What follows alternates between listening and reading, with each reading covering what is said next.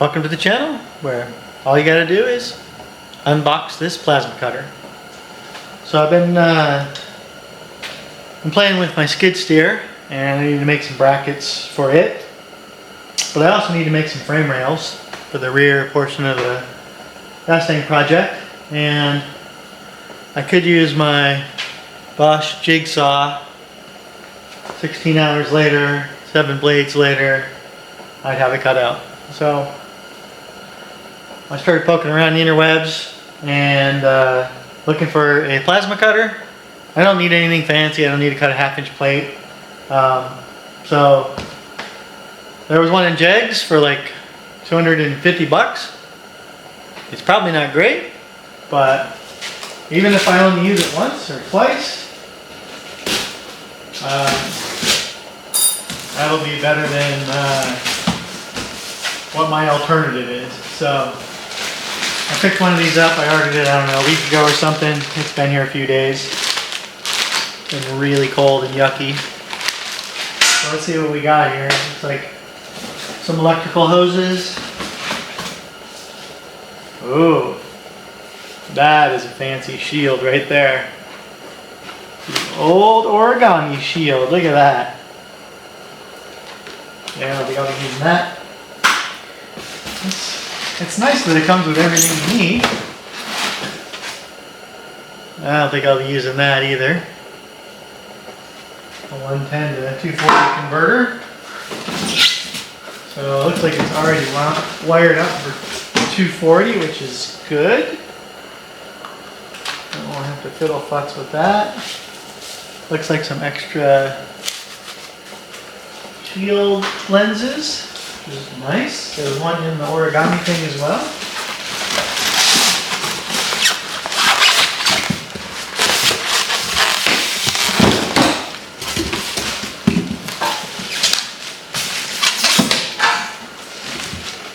Okay, so those instructions. We'll be needing those. Huh. A little wire brushy thing. And some sort of a handle. Don't know. Like a ground connection. Obviously pretty light little wires here, but this is only a 40 amp plasma cutter, so I wouldn't expect it to be too much bigger than this. Decent size.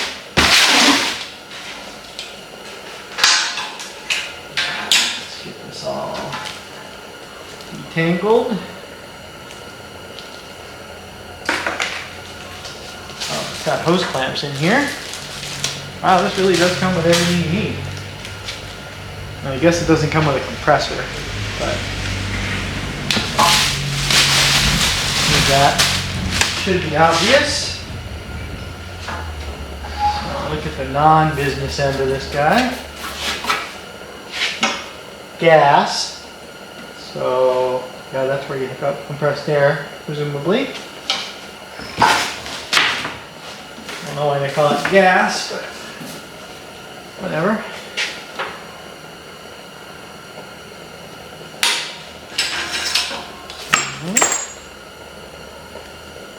What just fell? Anyway.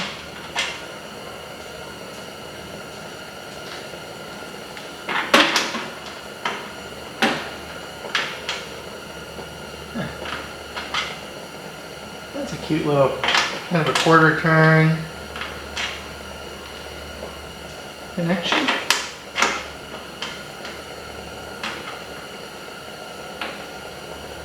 Doesn't seem all that secure, but I guess it is.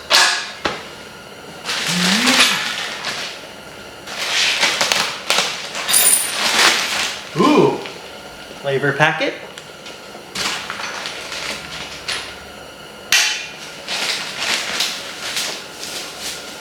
Never want to forget to put the flavor packet in when you're making the noodles, so we'll save that guy for later.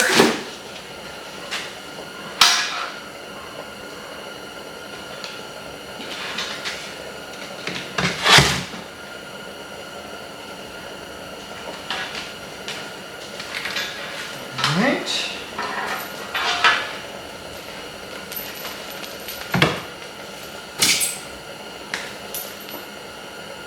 Alright, so this torch already has the junk on it, the nozzle, but there are spares. Not sure what that's for, but we'll science it out.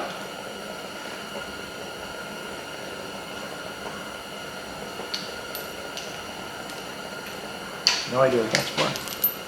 Maybe we will get the instructions out. It's happened. Alright, so this is pretty obvious. This goes here. And it is hooky yoke. Only goes in one way.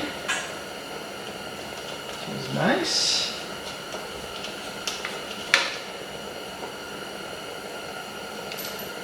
And then this guy is a tapered fit. You don't need any goop on that.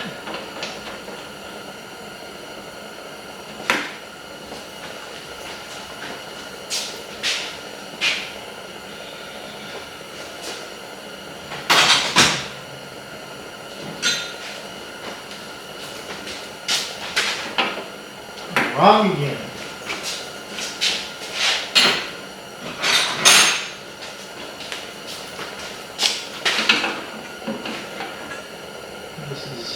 Appears to be 19 millimeters.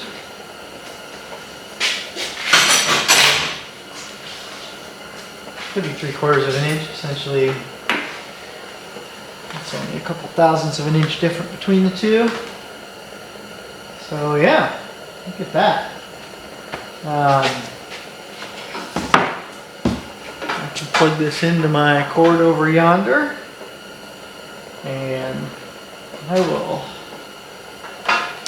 fire up the compressor, get some electrons flowing here, and see what it'll cut. Maybe I'll move some of this trash down here so I don't catch the world on fire. We'll see. It makes for good videos sometimes, but maybe not this time. So before I fire up the air compressor, she's up there, and she is living the high life. I got this hose here rigged up to the bottom of it with a little valve on there, so I don't have to crawl under there and you know, make a big mess. I could sell this. This is like artisan water right here. Genuine mountain spring air water. So we'll get that drained out. The plasma cutter probably doesn't want a bunch of water infused. This is another project that I got to get out of. Yeah, that one too, and this one. So this is a 2.1 liter. I don't know if you can read that there, but that's the big block. I need to do a little cleaning up on it and get that assembled. This is another. These things are getting hard to find, so when we see them in the junkyard, we just pick them up. Some 9000 stuff. So, but anyway, yeah, this guy here is it's an old late 90s Israeli built. Oh, look at that! Overflowing time. That was not the most clever of my endeavors. We'll do it again, see if we have a different result. Anyways, yeah, so this is it's an old Charnoa knee mill. I think it's like 32 inches of travel by 17 or something like that. Quite a bit. It's got quite a bit. Don't worry about that. So yeah, this runs on a Unix box over here, which it was running when I had 3-phase power, but I had to do some rewiring, and I had a little incident when I was moving it. The panel there bounced around too much on the flatbed and fell off somewhere. Yeah, it's on the side of the freeway somewhere. So I had to get a new touchscreen and make a new plate, blah, blah, blah. So I still have to dig myself out of all the other projects I'm working on. This one I need to make the spindles for the Bronco. So that's what the Bronco, that's what the holdup is on the Bronco.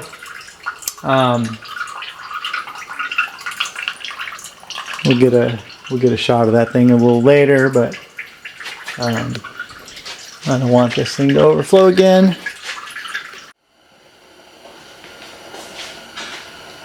Okay, so I'll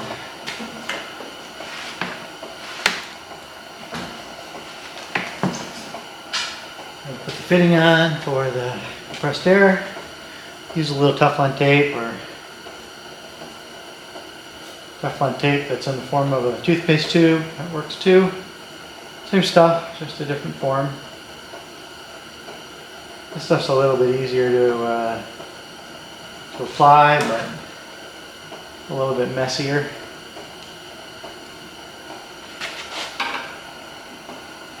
And when you tighten this one up, put a reactor wrench on this guy so you don't strip that thing out. And the best way to do this is to squeeze. Like have this one in the reactor, and so you're not putting any torque on anything but these two things, just squeeze those. And this is getting literally no torque. All the torque reaction is coming from the relative between the two.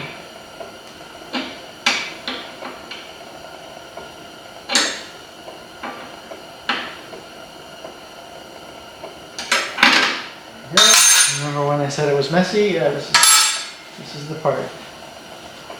Putting all that stuff on there because this stuff's kind of like a white color instead of gray anti-seize compound. So keep that in mind. Okay, I think we're ready to plug this thing in and make some sparks. Okay, so it's kind of a noisy little bugger. I got it connected to air. I got it on wheels so I can roll it around. Just a furniture kind of dolly. And I set the pressure to between 60 and 70 right here. I don't know what it's going to take to cut some 1/8 inch plate, but I'm going to try it at 30 amps and we'll see what it does.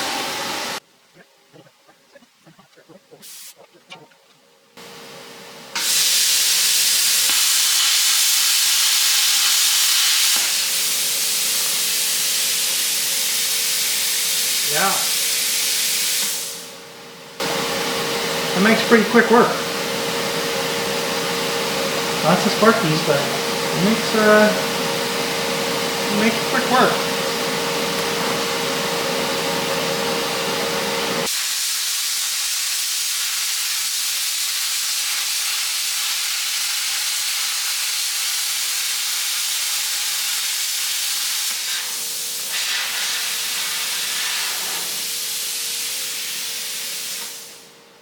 Come on, baby.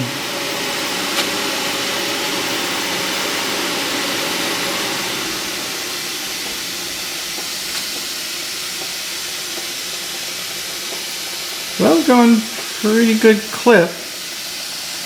I mean, the straightness is just because of my, I guess, I don't have surgeon hands. Looks like the kerf is about 1/16 of an inch or so. So, yeah, I think this thing easily cut 1/8 inch.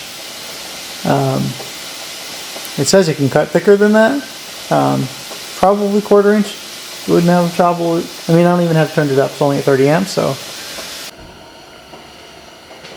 Okay, one of the things that I noticed about this thing is it's off right now. So the only thing here is my heater here. As soon as I hook up compressed air to it,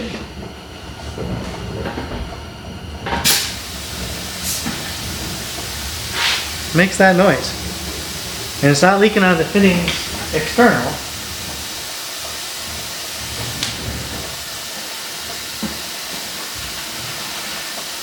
leaking internally somehow.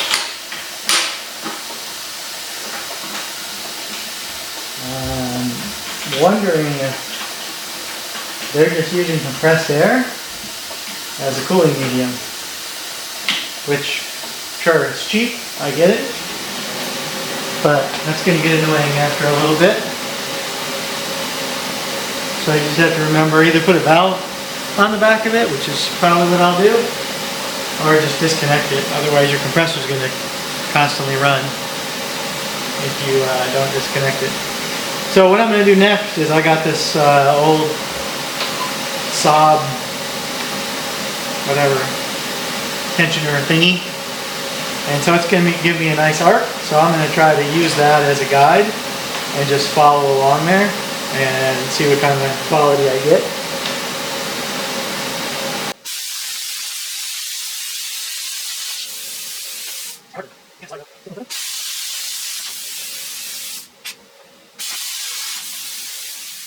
But overall, I think with a little bit of practice and the right guide material, I think, yeah, that would take very little grinding to clean that up. And flip this guy over. It's probably hot, so that's what it looks like on the back side.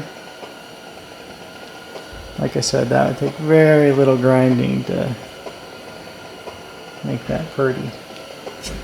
So overall, I think that's not a terrible little unit. We'll get into it more, but making some real parts, but I think this is going to work out just fine. Okay, I'm back. So I wrangled up a piece of 1/4 inch plate. I don't know, 4 foot squarish. Not light. I'm going to see how this thing does. First I'm going to try it at 30 amps. Probably going to fail. And then we'll try it at 40 amps, which is what the max this thing goes to. And we'll see what we get. That was at 30 amps, and it's through most of the way, but I think you'd have to make a second pass, which is exactly what I'm going to do. I'm going to take a second pass over the part on 30 amps, and then I'm going to go back and cut some more at 40 and see what happens.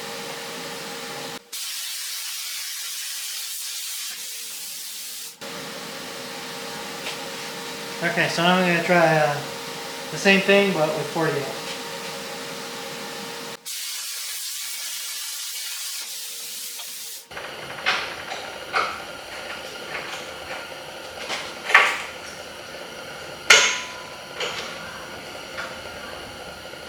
And I think this is more air on my part than the plasma cutter. But this is dual passes on the 30 amp setting. The 40 amp setting, I really had no trouble at all. Except for I slipped a little bit, and if you could see that, but no trouble at all. Just flies right through it. So I think this will even cut more than 1/4 inch without any trouble. So probably don't try it on 110. So I guess I could do that test on 110 too, but this seems like a pretty capable little unit. It uses a lot of air and it makes a lot of noise, but as long as you're not using it all day, every day, if you get it out every 6 months like I'm gonna, it should be fine. Thanks for watching. If you like this content and want more, subscribe, like, and share.